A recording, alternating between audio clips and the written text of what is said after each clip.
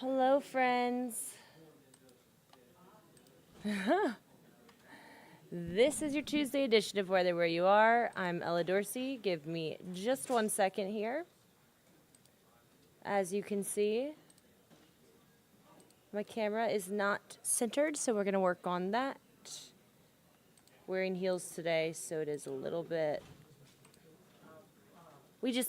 off. Give me 1 second here. There we go.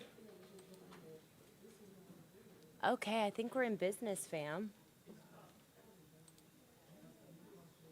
How you guys doing? Were you cold this morning? I literally haven't walked outside since 3 a.m., but I was talking about it all day, and it was quite chilly. And it's going to get even colder. In fact, some areas could see their first freeze of the season. I like this microphone, touching my mouth. All right, let's talk about current temperatures, guys. These are current temperatures, not morning lows, okay? We're sitting in the 50s right now. And you may have noticed a little bit of cloud cover this morning.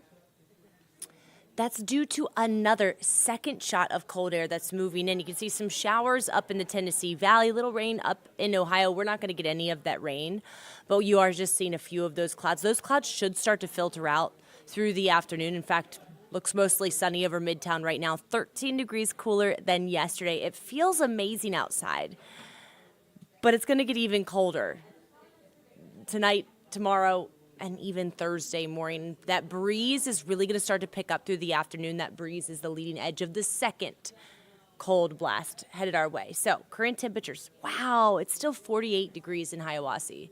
It is cold up in the mountains. 53 in Marietta. That's chilly, so you still need a jacket. These temperatures are actually running a little bit cooler than what was in the forecast, which is very interesting, probably due to the cloud cover. Areas south of the city that are seeing a little bit more sunshine have hit 60, but 52 in Dawsonville, 54 in Rome, that's chilly. So we could actually end up with highs only in the low 60s today, okay? So, yeah, it is going to be cool through the rest of the day today. Again, that breeze is really going to pick up. High temperatures in the mid-60s today. Today, chilly, northerly flow, that northerly air. Tomorrow, even colder, okay? We really get this strong northerly air coming in all levels through the atmosphere, and that's going to bring in straight up air from Canada. That's why it's so cold, okay? So tonight, we're going to dip into the 30s. Again, I think these lows might be slightly too warm. I think many of us will be in the 30s overnight. We hit 43 degrees at the airport this morning, which was 3 degrees below our forecast. So I would subtract 2 or 3 degrees from these morning lows. 30s and low 40s, and with the breeze, it will feel like temperatures are in the 30s. Now, the breeze at night keeps air mixed, which essentially prevents frost from forming. So tonight there's a very low-end chance for a freeze at the very highest elevations of the northeast Georgia mountains. I will note that Blairsville hit 35 degrees this morning. Okay, so it was cold in the mountains. But there's not going to be a high chance for frost. I know it's the end of the growing season, but an early frost can hurt vegetation. Don't need to worry about that tonight. However, tomorrow night, whoa, yeah. Wind dies down, that cold air takes over. Morning lows tomorrow night, so Thursday morning, will dip well into the 30s. Again, I think this is once again, these numbers I'm showing you for Thursday morning are just slightly, are they going to pop up? They're not going to pop up. Well, that's okay. I can tell you what they're going to be. Thursday morning, widespread mid to upper 30s, which is the coldest temperatures since early April, okay? Now, usually our first freeze occurs in the mountains in late October, so it would be a little bit early for that first freeze in the mountains. For West Georgia, I actually looked these numbers up today.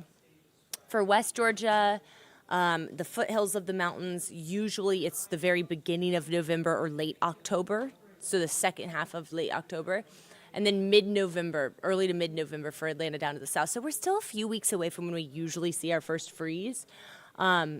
Which also coincides with our peak leaf color. Very similar maps here. That's average first freeze, okay? Average peak leaf color. Interesting, right? How those two go along hand in hand. Peak leaf color in the mountains, usually late October, early November for areas north of the city, and for Atlanta down to the south, mid-November. We have not gotten any rain this season, at least this month, that may impact the fall color, which I talk about a lot. Right now we're at patchy. We're starting to see patchy color. I think with the next couple of nights being so cold, we will certainly really start to see those leaves change. By next week, you'll really start to see some of those colors pop.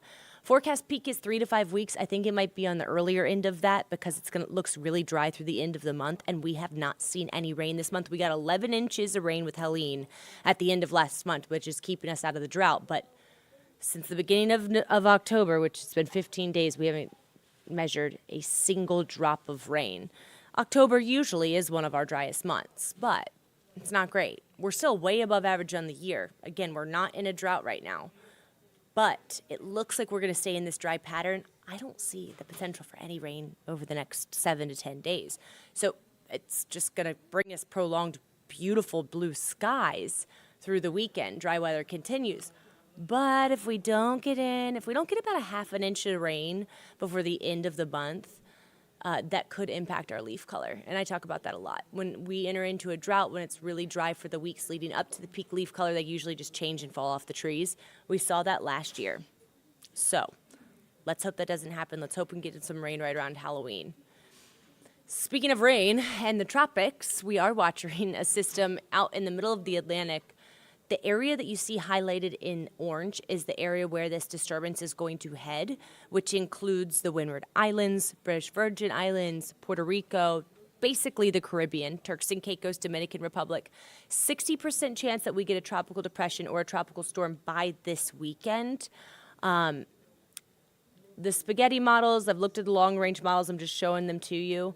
Some of them do have it coming very close to Puerto Rico, perhaps the Dominican Republic, Turks and Caicos, could all see impacts from a tropical depression or a tropical storm. I do not see this thing becoming a hurricane. I do not see this thing impacting the United States. But again, it's been such a rough season that it's something we're going to be watching closely. We've had I think we've had 9 hurricanes so far this year, and 13 named storms. So the next one will be Nadine, then Oscar, and then Patty. Okay? Again, no impact in the United States from that storm system, it looks like.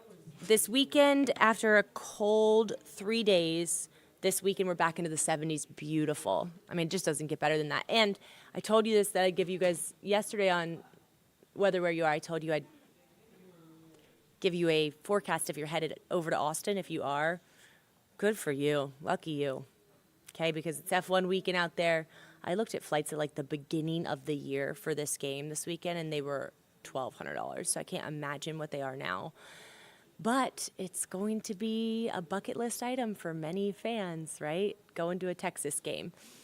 In Austin specifically, not here, in Austin, 6:30 kickoff Central Time Saturday. It will be 80 degrees with temperatures in the low 70s by the end of the game. I wanted to show you that because today the high in Austin is 99 degrees.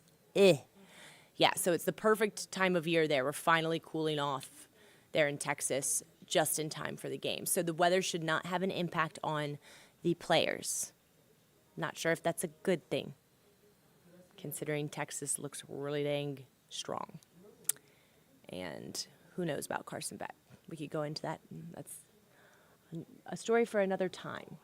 However, we do play up to our opponents at the University of Georgia, so should be a good time. I will be watching. Yeah, if you don't like football, you're in luck because you'll just be able to spend all your time outside this weekend. And then as we head into next week, we're not going to see another cold blast. We'll stay in the 70s, much more mild, much more average for this time of year.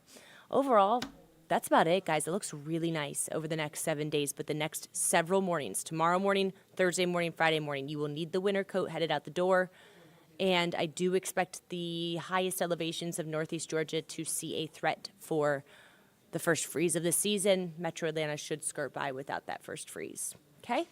Hope you all have a wonderful rest of your day, and I will see you bright and early tomorrow, 6 a.m., 9 a.m. on Atlanta News First, and then 7 and 8 a.m. on Peachtree TV. If you haven't checked us out on Peachtree TV, do it. We have a lot of fun. Okay? All right, y'all. Have a great Tuesday.